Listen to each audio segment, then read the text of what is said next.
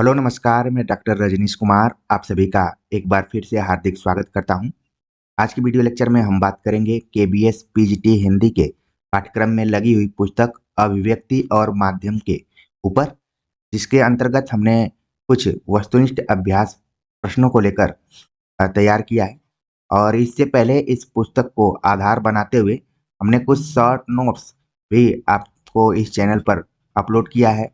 और इस क्वेश्चन को लेकर आने का एक उद्देश्य है कि आप अपनी जो भी तैयारी कर रहे हैं उसमें अपना स्व मूल्यांकन कर सकें। और इस मूल्यांकन के बाद आपको एक आइडिया लग जाए कि अभिव्यक्ति और माध्यम से सवाल कैसे बन सकते हैं। तो चलते हम बात करते हैं सीधे क्वेश्चन के ऊपर।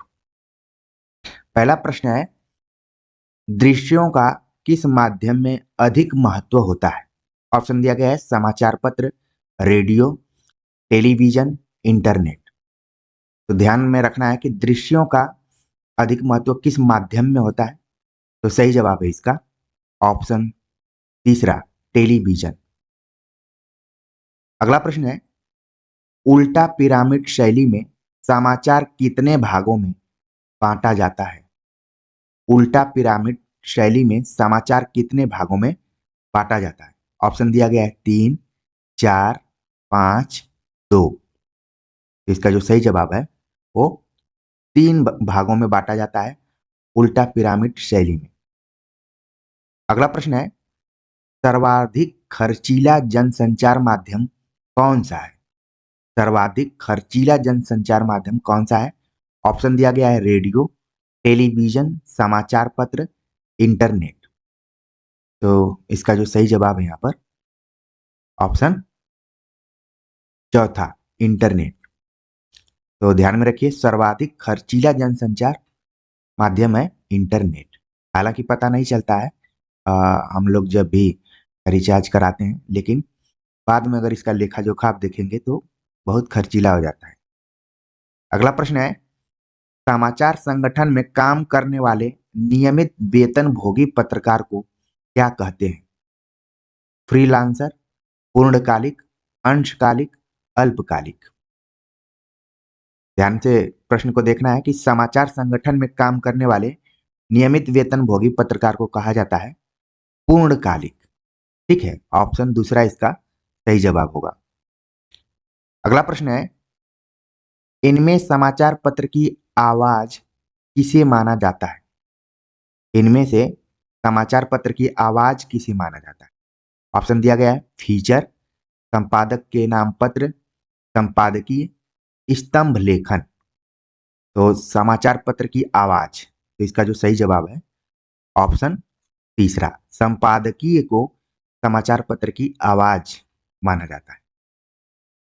अगला प्रश्न है, फीचर लेखन की शैली निम्नलिखित में से किस शैली के निकट है? फीचर लेखन की शैली किसके निकट है? ऑप्शन दिया गया काव्यात्मक, कथात्मक, वक्तव्यात्मक, रूपात्मक। चारों ऑप्शंस में जो सही जवाब है यहाँ पर ऑप्शन दूसरा है, कथात्मक। तो इन प्रश्नों को सुनते जाइए और जो इनके आंसर हैं उनको अपने कॉपी पर नोट करते जाइए और अपने दिमाग में भी सेट करते जाइए।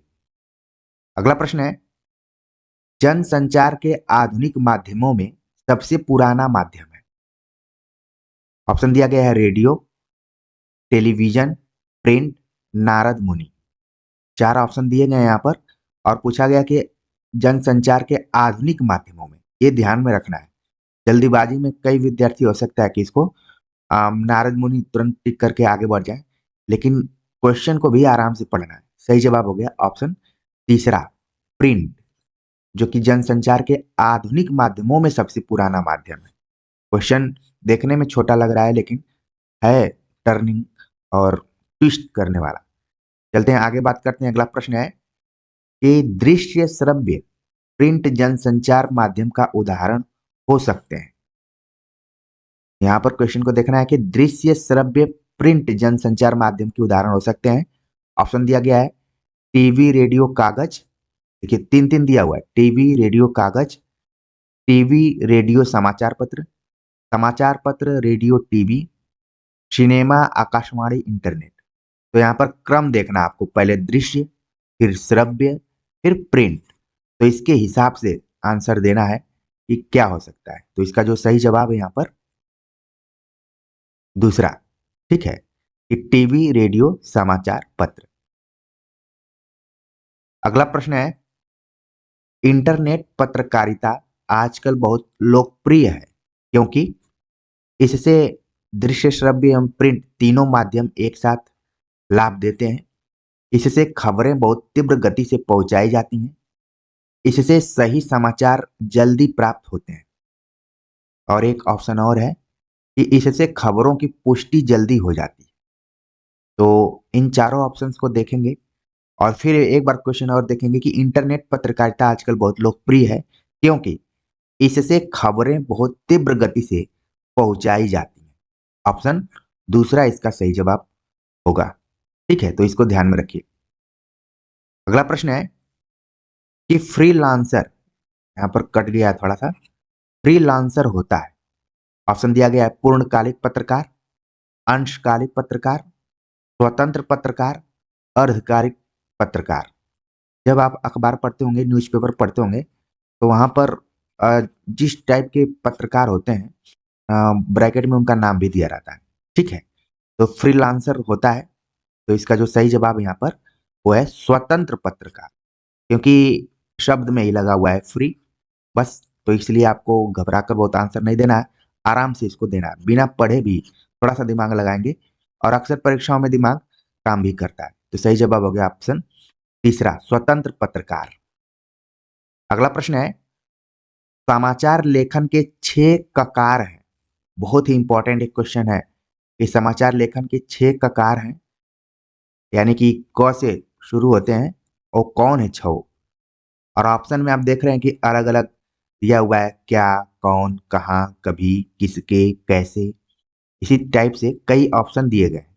ठीक है, और 4 ऑप्शन दिए गए हैं, तो उसमें से हमें बताना है कि 6 ककार कौन से हो सकते हैं।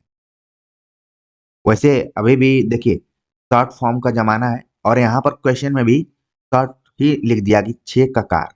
तो अब हमें इसका सही आंसर ध्यान में रखना है। ऑप्शन तीसरा है कि जब समाचार लेखन लिखा जाता है तो ध्यान में रखा जाता है क्या, कौन, कहाँ, कब, क्यों और कैसे। इन 6 ककारों का हम ध्यान में रखते हैं कि समाचार जब भी लेखन हो तो ये 6 का ध्यान रखा जाता है। ठीक है, तो इसको ध्यान में रखिए। इसके पहले आपने एक जीके की किताब देखी होगी, प्रतियोगिता दर्पण है शायद, उसमें भी ऊपर में ही लिखा रहता है कौन, कहाँ, कब, कैसे, क्यों, इस टाइप से लिखा रहता है। ठीक है, तो बस मैं याद करने के लिए इसका उदाहरण दे रहा हूँ। बाकी समाचार लेखन के 6 ककारों को जरूर ध्यान में रखिए। अगला प्रश्न है, किसी माध्यमों के लेखन के लिए किसे ध्यान में रखना होता है। किसी भी माध्यमों के लेखन के लिए किसे ध्यान में रखना होता है। तो ऑप्शन दिया गया माध्यमों को, लेखक को, जनता को, बाजार को। ये क्वेश्चन बड़ा देखने में टेक्निकली आप देख रहे हैं कि प्रश्न में ही इसका आंसर छिपा हुआ है। किसी भी माध्यमों के लेखन के लिए किसे ध्यान में रखना होता है। सही जवाब है ऑप्शन माध्यमों को। ठीक है, पहला ही ऑप्शन इसका सही जवाब है। अगला प्रश्न है, आधुनिक माध्यमों में सबसे पुराना माध्यम है। इससे पहले आपने देखा एक प्रश्न और था, केवल प्रश्न घुमाया गया था और यहाँ पर उसी टाइप से कुछ और प्रश्न आ रहा है। आधुनिक माध्यमों में सबसे पुराना माध्यम, ऑप्शन दिया गया अखबार, रेडियो, टेलीविजन, सिनेमा। ठीक है, तो यहाँ पर क्या हो गया, सही जवाब हो गया विकल्प के आधार पर अखबार। पहला ऑप्शन सही है। ठीक है, अगला प्रश्न है, नेट साउंड किस माध्यम से संबंधित है। तो ये हो सकता है कि आपको थोड़ा सा नया, अब यहाँ पर कई बार इंटरनेट को नेट भी बोल दिया जाता है। नेट साउंड किस माध्यम से संबंधित है। ऑप्शन दिया गया है इंटरनेट, टेलीविजन, रेडियो, सिनेमा। ठीक है, तो 4 ऑप्शन दिए गए। तो इसका जो सही जवाब है नेट साउंड टेलीविजन माध्यम से संबंधित है। ऑप्शन दूसरा इसका सही जवाब है। अगला प्रश्न है, हिंदी में नेट पत्रकारिता का आरंभ हुआ, कब से हुआ।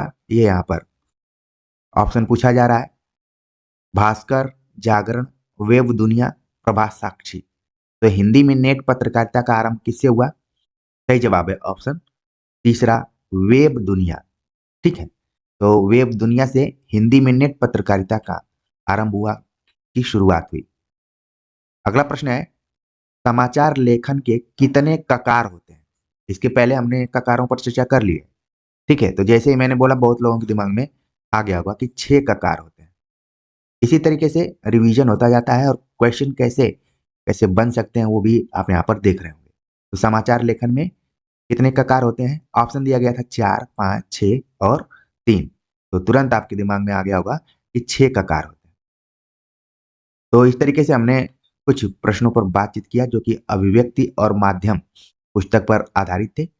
अ, जितना दूर तक हमने पढ़ाया था वहाँ तक का पूछा है। इसके बाद जो भी अभी शॉर्ट नोट्स आपको दिए जा रहे हैं उन पर आधारित क्वेश्चंस आते रहेंगे और लगातार आप सभी तैयारी करते रहिए, क्योंकि मैंने एलडीसी का क्वेश्चन पेपर देखा तो उसमें अ, यहाँ के जो भी शॉर्ट नोट्स आप सभी को दिए गए थे वीडियो लेक्चर के तौर पर, उसमें से बहुत सारे सवाल आए हुए हैं। देखकर अच्छा लगा कि बिना क्वेश्चन पेपर को देखे भी अगर ऐसे प्रैक्टिस सेट बनाया जाए तो आप सभी दूर दराज के विद्यार्थियों के लिए काफ़ी इसका लाभ मिल सकता है।